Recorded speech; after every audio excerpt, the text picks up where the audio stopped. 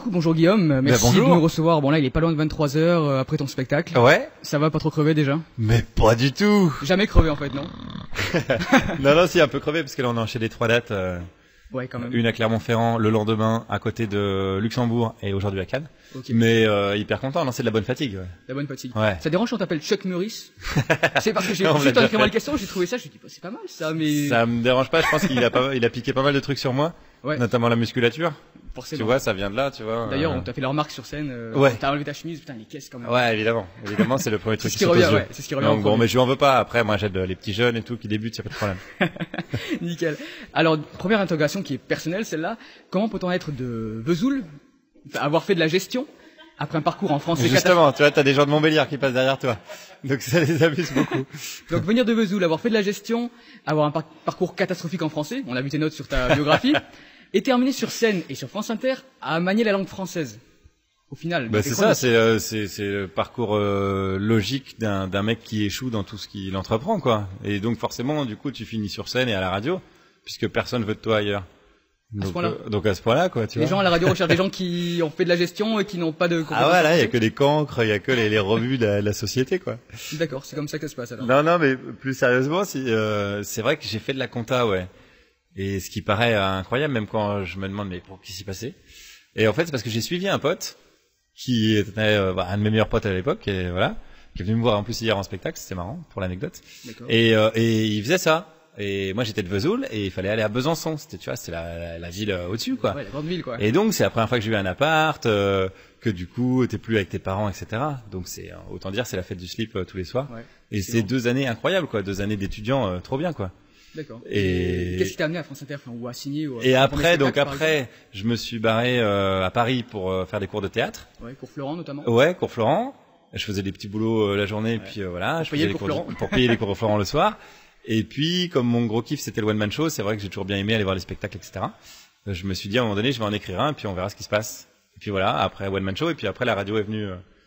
Encore dans un 4e temps, on va dire. Bah, t'as eu plusieurs étapes de radio d'ailleurs. T'as eu une partie chez Nagui, une partie encore avant même. C'était pas Nagui, c'était Lopez, l'émission de Lopez, ouais.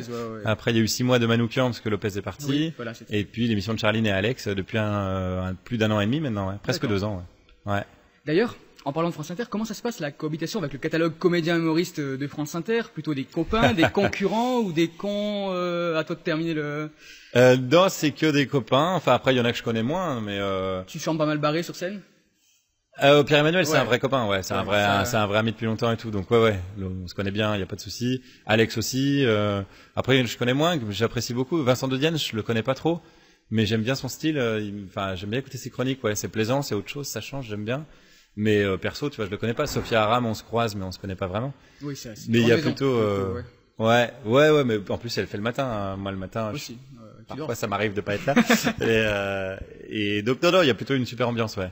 Mais j'aurais bien aimé te dire, ouais, lui c'est un connard ou quoi, mais non, c'est pas ce que je cherche du tout, mais c'est savoir en fait, parce que c'est un vivier d'humoristes au final, puisque c'est peut-être la seule radio qui permet autant l'expression et la naissance, en tout cas l'émergence de pas mal. Ouais, c'est vrai, ouais, finalement, ouais. Mais c'est vrai qu'on a la liberté totale. Moi, personne m'a fait chier sur les textes. Ce qui me semble qui t'intéresse au final, non? Ouais, plutôt. Dès qu'on commence à m'emmerder.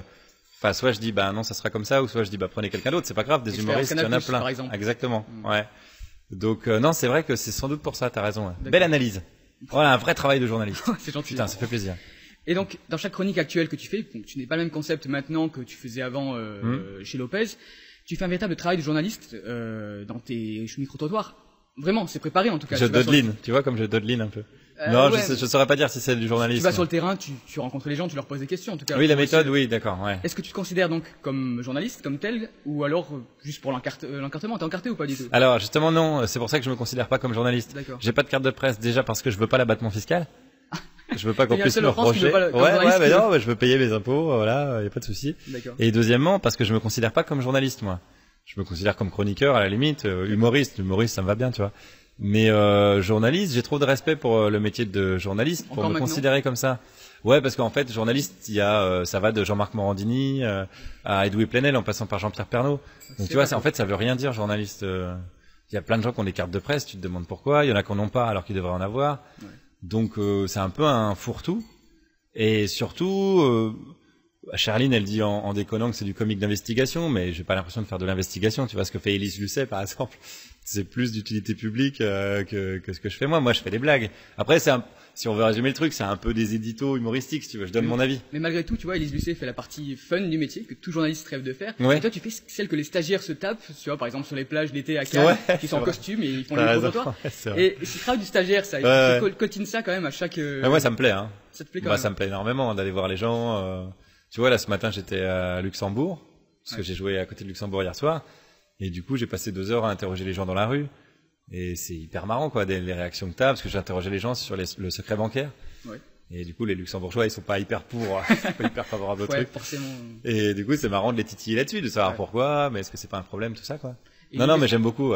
Une question que je me posais, qui rentre pas forcément dans le cadre de micro-trottoir, mais c'est quand il y a eu l'affaire Marineland, t'as réussi à joindre le président actuel, qui s'est clairement fait avoir. On aurait dit un première année de com au téléphone. Comment? Je sais pas si c'est fait avoir. En ton nom, ou est-ce que tu... Ouais. Je mens jamais, en fait. Voilà. Okay. Ouais. Je mens jamais, je dis mon nom, si on me demande l'émission, je dis l'émission. Et dans ce cas-là, ils ont accepté de répondre à ce genre de questions sans préparation aucune et... Ouais, il m'a accordé 10 minutes, un quart d'heure d'interview au téléphone, ouais. D'accord. Ouais. Après, je suis pas trop d'accord avec le terme piégé, en fait. Piégé, c'est dans l'esprit des gens, ça correspond à ça, tu vois, même si... En fait, on lui pose des questions, je lui pose des questions que les gens posent pas, que les journalistes, on va dire, posent pas d'habitude. Mais moi, je cherche pas à piéger le gars, je veux juste savoir si, effectivement, lui, ça lui plairait de vivre toute sa vie dans une baignoire. Mais parce que ça m'intéresse vraiment, en fait. Si je l'avais en face de moi, hors micro, je lui dirais, mais sans déconner. Clairement, mais c'est normal. En fait, donc c'est pas, si tu veux, quand je le fais, j'ai pas l'esprit de dire, j'avais bien piégé, tu vois. C'est juste des questions que je me pose vraiment, quoi. Ouais, alors oui, je suis un peu taquin, je vais pas te dire que je suis pas un taquin, mais et lui, il a répondu, il était sur ses éléments de langage. Tu vois, il a été évidemment surpris des questions et tout. Classique, voilà. D'ailleurs, il a rappelé après pour gueuler, pour dire, il a fait rappeler son assistante pour dire c'est un scandale, etc., tu vois. Donc, je crois qu'il s'est pas senti hyper bien. Effectivement. Ouais. Mais moi, mon but, c'était pas de dézinguer un gars. Je veux pas dire, regardez, lui, c'est un salaud, etc. Je veux juste dire, Marineland, c'est de la merde. Voilà. Est-ce qu'on peut arrêter les conneries, en fait? Est-ce qu'on peut arrêter d'enfermer des orques alors que les machins, alors ils parcourent... dit que c'est un parc tout nouveau, tout neuf. Non, mais c'est de la merde, c'est une prison. Voilà, t'enfermes des animaux qui parcourent 100 km par jour. Mais tu les fous dans un bassin. Enfin, voilà. Moi, c'est ça mon but, tu vois. Très bien. C'était pas de mettre en porte-à-faux un gars, tu vois. En plus, le gars, il était à Disneyland. C'est un mec, c'est un professionnel. Ça les touche même pas ce qu'ils font. Il n'a rien à secouer. Il fait, direction en direction. Mais oui. Et puis dans 2 ans, il sera, j'en sais rien, directeur du Crazy Horse avec des nanas avec des plumes dans le cul, tu vois. C'est pas des gars. C'est pas faux. Voilà. Donc, c'était bon, voilà. Mon but n'était pas de le piéger ni de dézinguer, mais juste de... Tant que c'est pas des orques avec des plumes dans le cul. Oh putain, tu vas lui donner une idée de concept. Ça va me donner une autre idée de chronique pour le coup. Bon, ben voilà. Une question, qu'on ne pose pas souvent, en tout cas il n'y a pas beaucoup de réponses, c'est ta partie enfance. À quoi rêvait Guillaume Meurice quand il était enfant? Est-ce que tu voulais devenir Super Sagan? Est-ce que tu voulais mettre un pied sur la lune, monter sur scène, ou être chroniqueur sur France Inter, par exemple? Putain, mais j'ai pas tellement de souvenirs en fait. Je crois que je voulais être heureux. Ouais. Non, j'ai eu une enfance hyper heureuse moi. J'ai des parents, tu vois, qui sont super ouverts. C'est les 68 arts. Ils étaient marchands de journaux, ils avaient une librairie, donc tu vois, je traînais toujours dans le magasin, je discutais avec les gens. T'as baigné dans l'univers BD, comics. Ouais, ça. ouais, pas comics, mais plutôt BD, ouais. Et on n'avait pas la télé, mes parents ils avaient pas la télé, tu vois, donc je lisais plein de bouquins et tout. J'ai vraiment une enfance. T'as pas vu le Club Dorothée? Non. Non. Alors attends, je vais dire le truc le plus frustrant, c'est les inconnus. Parce que quand j'étais au collège, le lendemain, tu sais, quand il y avait les grandes soirées, je sais pas quel âge t'as, je pense que c'était plus jeune. Moi j'ai 23, mais je regarde tout en DVD si tu veux. Ouais, et quand moi j'ai 35, tu vois, et c'était pile quand il y avait les grandes soirées, les inconnus à la télé, et le lendemain, tous mes potes, ils se disaient les répliques et tout, et moi j'étais à l'agonie donc. Ouais. Alors après, les potes, ils avaient les VHS, ils avaient enregistré, et je rattrapais. Tu peux toujours te rattraper maintenant, ouais. Voilà. Et maintenant je me rattrape. Mais voilà. Mais sinon, non, ça m'a pas manqué et tout. Ouais, mais j'avais pas tellement de rêves, non, j'avais pas tellement de... Tu te laissais aller en fait. D'ailleurs, j'en ai toujours pas, je crois. D'accord. Non, mais de rêve dans le sens, j'aimerais bien que, tu vois. L'objectif, c'est de m'amuser, Tu fais pas ça, tu feras autre chose, et puis ainsi de suite. Exactement, ouais. Nickel. Moi, par exemple, j'aime pas les gens qui disent, tu vois, si je monte pas sur scène, je meurs. Bah non. Si tu montes pas sur scène, tu vas faire un boulot, et puis, voilà. ça se trouve, tu seras heureux en faisant un boulot. Enfin, voilà. Donc, faut pas faire de... ou Netto. Ouais, non, mais voilà, tu te démerdes, tu vas rencontrer des gens, ça va être chouette. Voilà. Ouais, donc, ouais. Il y a une question c'est une sorte de non-réponse que je t'ai faite. Ouais, mais ça me va, totalement. Ok. C'est parce que je force pas les gens à répondre quoi que ce soit, t'as une enfance heureuse, c'était l'idéal. Il y a une question que tu poses à ton public, que demande le peuple? C'est le nom de ton spectacle. Ouais.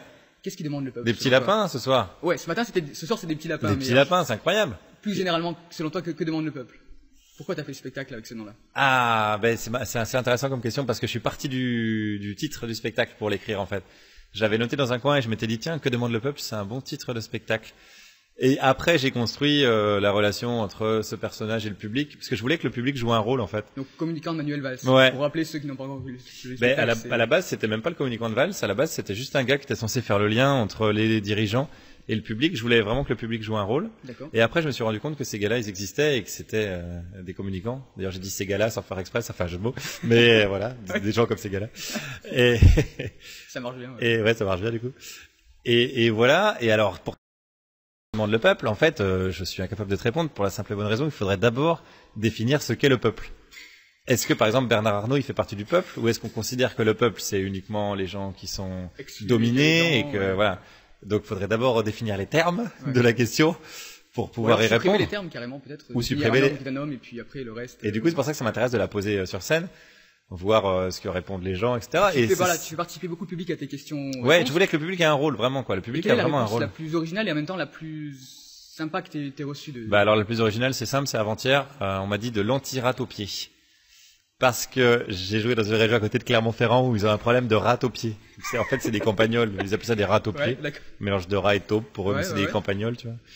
Et je sais pas, les paysans ont un problème avec ça parce que les bestioles font des galeries. J'ai pas très bien compris le truc, mais voilà. C'est dur la vie. Hein, à mon avis. Quand même.